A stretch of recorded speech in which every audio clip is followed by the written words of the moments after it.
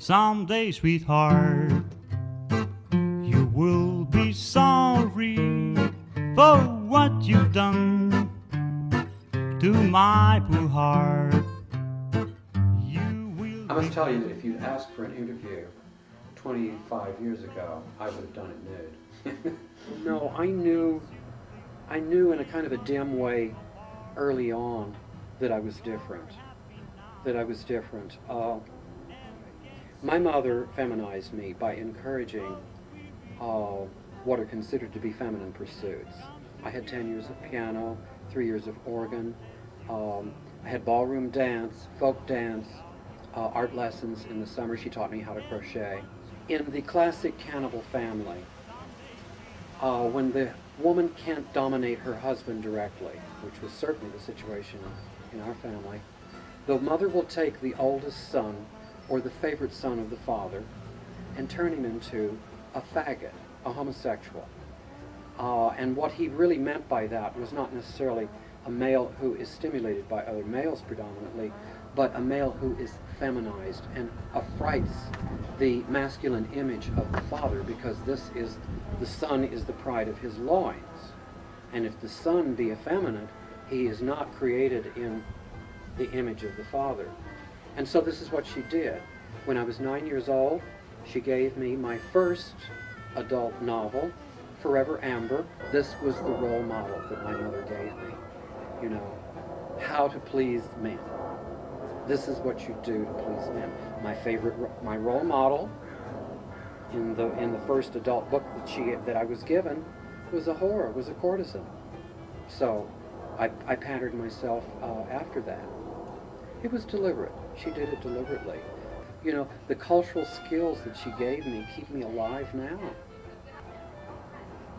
If she had known that I was doing what I was doing when the hormones started running, when my sex drive emerged, I wouldn't have gotten the money to go downtown.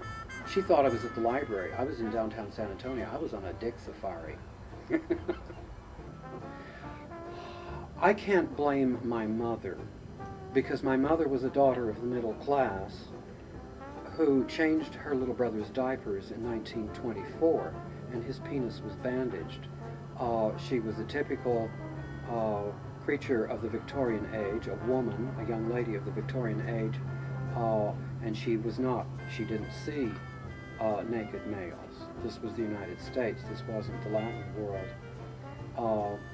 Circumcision was overwhelmingly a middle-class phenomenon from its beginnings in the 1880s in the United States until the mid-60s.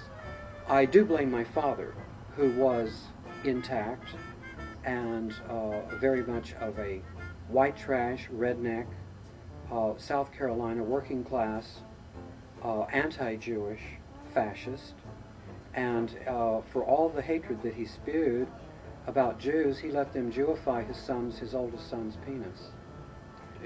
My experience of him as a little boy was that when he was a lush, he was very sweet to me. He took me to bars and put me on the bar and gave me money to put in the jukebox. I never experienced any evil alcoholic episodes from him until he found Jesus. Then he just turned into a monster. He had a derogatory name for every single minority, you know, kike, nigger, wop, mick. I mean, it went on and on. He was a small-time version of Spiro Agnew. But yes, he was anti-Jewish, and yet, how could he be so anti-Jewish and let them, if it was so good, why didn't he do it to himself? You know, when my father forcibly took me for the psychiatric therapy, which turned out to be a real Donnybrook for him, the shrinks told him that I was being outrageously effeminate, aided and abetted by my mother, because this was my way of snitting him, and if he'd lay off and stop pushing me, that I would tame out, and I would hopefully turn into just a quiet, masculine, don't ask, don't tell, they would say nowadays, kind of well-adjusted homosexual. But he didn't do that. You know, he pushed me.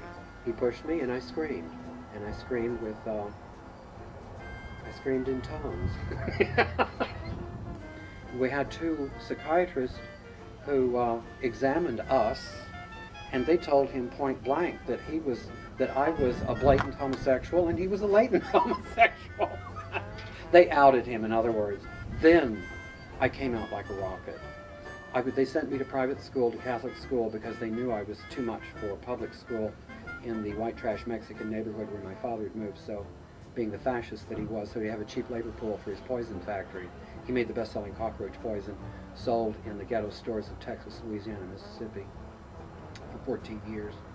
Never advertised. So they didn't want me going to public school, so they sent me to LaSalle High School. It was run by Christian Brothers, and I met a Mexican drag queen there who helped me come out. I was walking down South Flores, which was the main street that we lived off of. It was about 9 or 10 o'clock in the evening, and this pickup truck with a young Mexican bracero kept circling the block, and I'd walk another block and he'd circle the block. This went on for about 8 or 10 blocks, and he pulled into a parking lot of a Handy Andy store. There was Handy Andy and Piggly Wiggly and whatever. I don't know if y'all travel to remember these things. It was closed, and he motioned me over, and I stepped up on the running board. It was an old 49 pickup, and I stepped up on the running board of the truck, the cab. The window was open, and he had his dick out, and it wasn't particularly large or small. He was youngish. I guess he was 19 or 20, and I smelled it. Circumcised penises have no smell. You rip the petals off the flower, the fragrance is gone. And I smelled that penis, and I was in another world. I was so excited, I was like hovering.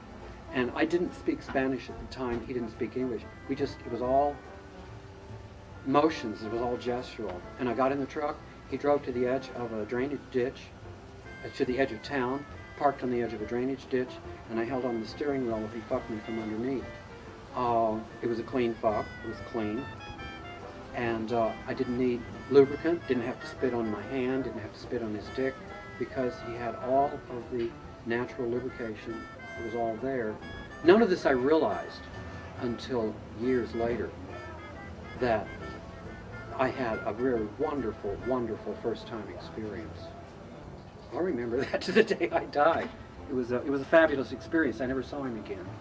But it's been a masturbation fantasy off and on for my whole life. I'm convinced from my abundant experience I've had sex with probably in one way, shape, or fashion in my life up to now, and I'm 61 years old. I've had sex with probably 7,000 men. I'd say about 3 a week, 3 contacts a week, and you figure it out. For mathematical simplicity, how many weeks in a year? 50 of the 52, but I don't add and subtract very well. So that's 150 a year. And in a decade, that's 1,500. And in 4 decades, because I haven't been doing it since I was a baby. The sex I did have with my wife was okay, but again, looking back over the long dong, or long nose of personal history, I realize now that if I hadn't been circumcised, I would have been much more bisexual, because I